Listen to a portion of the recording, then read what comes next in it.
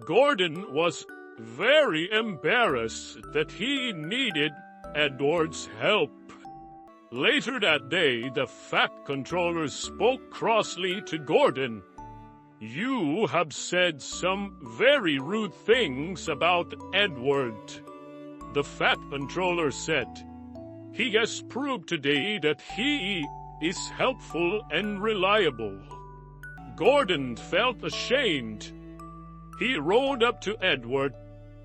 "Thank you for helping me," said Gordon. "You are really a useful engine."